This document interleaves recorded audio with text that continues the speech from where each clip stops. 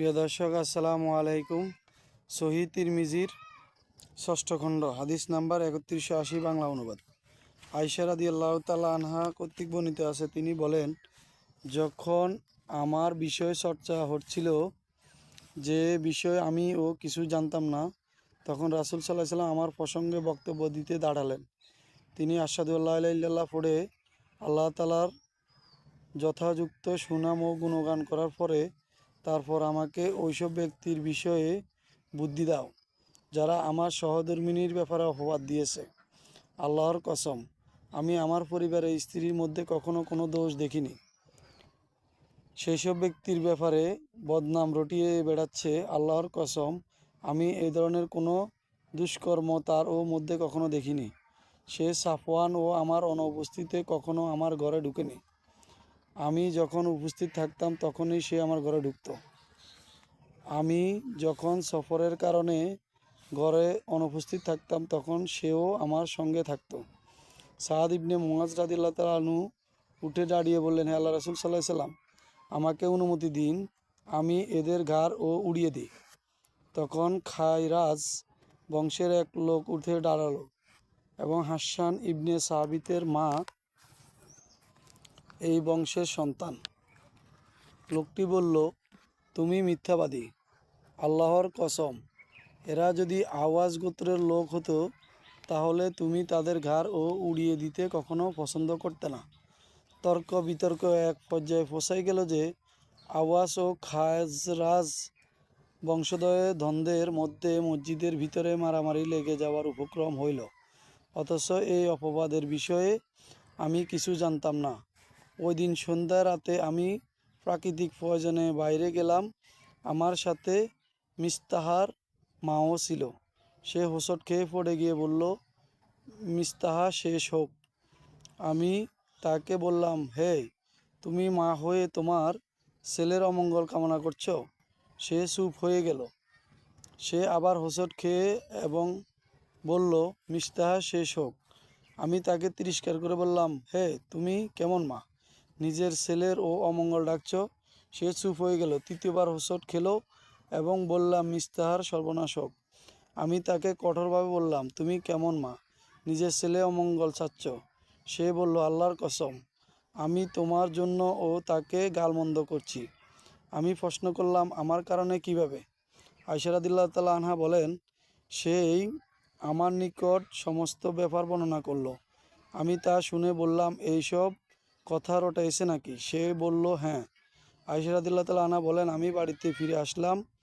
আল্লাহর কসম, আমার এমন অবস্থা হলো যে জন্য এসেছিলাম সে প্রয়োজনের কথাও ভুলে গেলাম। আমার গায়ে জ্বর এসে গেল। আমি রাসূল সাল্লাল্লাহু আলাইহি সাল্লামকে বললাম, আমাকে আমার বাপের বাড়ি পাঠিয়ে দিন। তিনি আমার সাথে একটি বালককে দিয়ে আমাকে পাঠিয়ে দিল। আমি ঘরে ঢুকে উম্মে রুমানকে মাকে ঘরের নিচের অংশ দেখতে পেলাম, আর আবু বকর রাদিয়াল্লাহু তাআলা আনহু ঘরের উপরতি তুলে কোরআন পড়ছিল। মা প্রশ্ন করল, কন্যা, তুমি কেন এসেছো? আয়েশা রাদিয়াল্লাহু তাআলা আনহা বলেন, আমি মাকে সম্পূর্ণ বিষয়টি খুলে বললাম, কিন্তু আমি যেভাবে ভেঙে পড়েছি সেই তুলনায় কতটা ভারাক্রান্ত নন। তিনি বললেন, কন্যা, ব্যাপারটি হালকাভাবে নাও।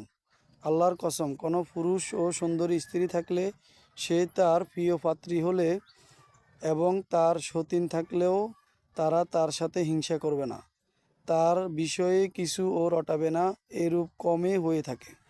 মোট কথা, আমি যতটা দুঃখ পেলাম মা ততটাই পেল না। আমি মাকে প্রশ্ন করলাম, আব্বা কি ব্যাপারটা জানেন? তিনি বললেন, হ্যাঁ। আমি আবার প্রশ্ন করলাম, রাসূল সাল্লাল্লাহু আলাইহি সাল্লাম কি? তিনি বললেন, হ্যাঁ। আমি ভারাক্রান্ত হয়ে কান্নায় ভেঙে পড়লাম। আবু বকর রাদিয়াল্লাহু তাআলা আনহু আমার কান্নার শব্দ শুনতে পেলেন। তিনি ঘরের উপরে তলে কোরআন পাঠ করছিলেন। তিনি নেমে এসে মাকে বললেন, ওর কি হয়েছে? মা বললেন, ওই বিষয়ে সেইসব মিথ্যা বলা হচ্ছে, এই সংবাদ শুনে ফেলেছে। একথা জেনে বাবার দুই চোখে পানি এলো। তিনি বললেন, কন্যা, তোমাকে আল্লাহ তাআলার নামে কসম করে বলছি, তুমি তোমার ঘরে ফিরে যাও। আমি ঘরে ফিরে এলাম।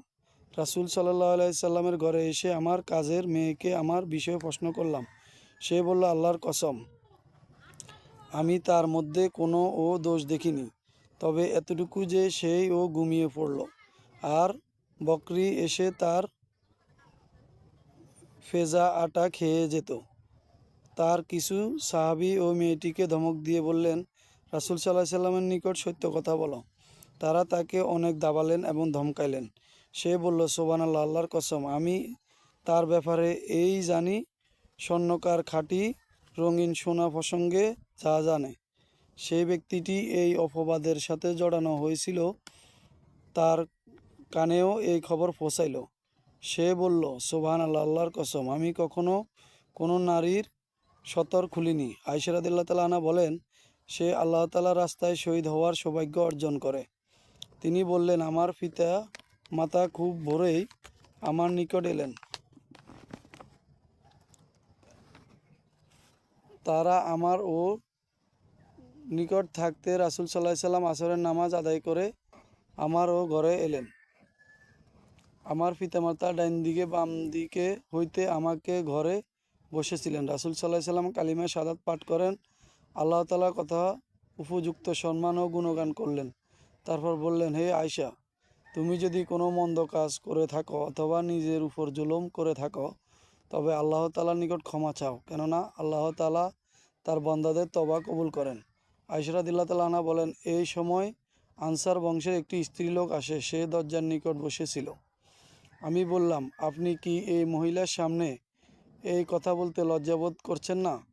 মোট কথা, রাসূল সাল্লাল্লাহু আলাইহি সাল্লাম ওয়াজ নসিহত করলেন। আমি আমার পিতার দৃষ্টি আকর্ষণ করে বললাম, আপনি তার কথার উত্তর দিন। তিনি বললেন, আমি তাকে কি উত্তর দিব? আমি আমার মায়ের দৃষ্টি আকর্ষণ করে বললাম, আপনি তাকে এর উত্তর দিন। তিনি বললেন, আমি তাকে কি বলবো? তাদের কেউ তার উত্তর দেননি।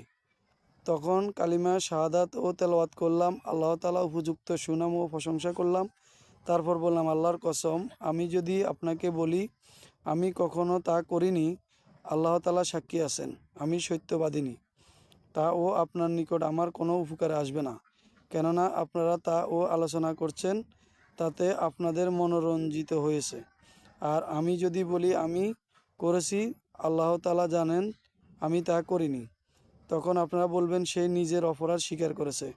আল্লাহ তাআলার কসম, আমি আপনার এবং আমার জন্য কোনো উদাহরণ খুঁজে পাচ্ছি না।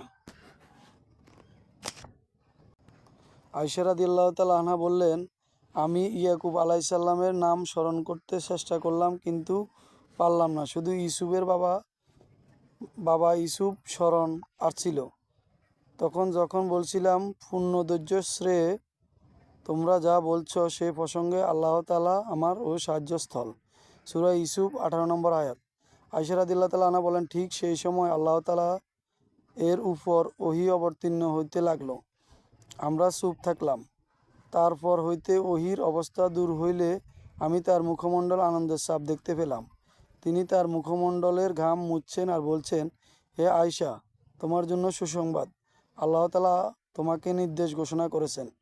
আয়েশা রাদিয়াল্লাহু তাআলা আনহা বললেন, আমি তখন উত্তেজিত অবস্থায় ছিলাম। আমার পিতামাতা আমাকে বললেন, উঠে তার নিকট যাও। আমি বললাম, আল্লাহর কসম, আমি তার নিকট উঠে যাব না, তার সুনামও করব না এবং আপনাদের প্রশংসাও করব না, বরং আমি সেই আল্লাহ তাআলার সুনাম করব যিনি আমার নির্দেশিতার ওহী অবতীর্ণ করেছেন। আপনারা এই অপবাদ শুনেছেন, কিন্তু তা প্রত্যাখ্যান করেননি এবং প্রতিহত করেননি। আয়েশা রাদিয়াল্লাহু তাআলা আনহা বলেন, জাহাজ কন্যা জাইনাবের দিনদারির জন্য আল্লাহ তাআলা তাকে হেফাজত করেছেন। সে ভালো ব্যতীত কখনো অন্য কিছু বলেনি, কিন্তু তার বোন হামনা ক্ষতিগ্রস্তদের সাথে ক্ষতিগ্রস্ত হয়েছে।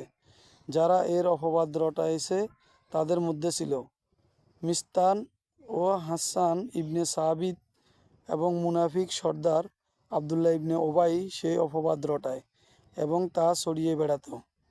সেও হামনা ছিল এবং আপত্তিকর অপবাদ ছড়ানো বড় হোতা।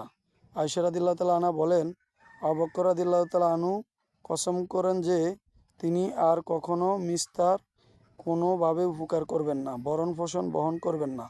এই প্রেক্ষিতে আল্লাহ তাআলা আয়াত অবতীর্ণ করেন, তোমাদের মধ্যে যারা আবু বকরকে লক্ষ্য করে বলা হচ্ছে, ঐশ্বর্য ও প্রাচুর্যের অধিকারী তারা যেন কসম না করে যে তারা আত্মীয় ও গরিব। আল্লাহ তাআলার পথে মুজাহিদদের এবং মিস্তাহকে লক্ষ্য করে বলা হচ্ছে যে কিছু দেবে না। তোমরা কি চাও না যে আল্লাহ তাআলা তোমাদেরকে মাফ করুক? আল্লাহ তাআলা বড়ই ক্ষমাশীল, পরাক্রমশালী।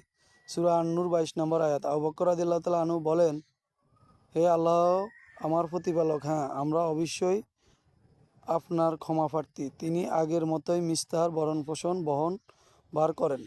হাদিসটি সহিহ, বুখারীতে 4757 রয়েছে এবং মুসলিমে রয়েছে। আবু ঈসা হাদিসটিকে হাসান সহিহ বলেছেন।